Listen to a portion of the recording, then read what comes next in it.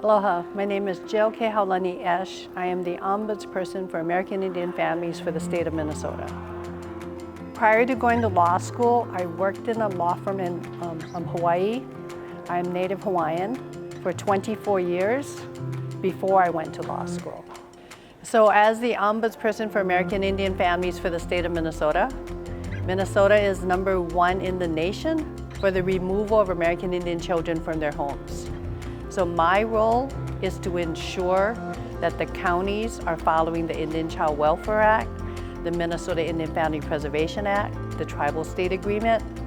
And so the changes that I have seen is that Minnesota is getting better in complying with the laws so that children are not being removed.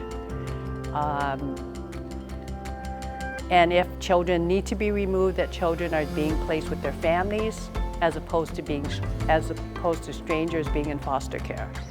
So I've seen the state put greater emphasis on following the ICWA laws with that. My husband and I moved from Hawaii to Minnesota in 2000.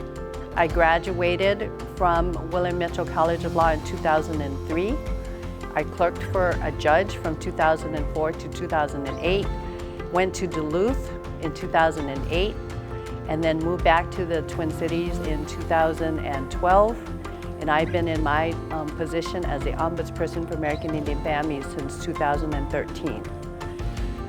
Just last month, the legislature made the Office of Ombudsperson for American Indian Families an independent state agency, which I believe is the first in the nation. And so what I would like to do with that is to work with all of the stakeholders so that down the road, Minnesota will no longer be #1 in the nation for the removal of American Indian children.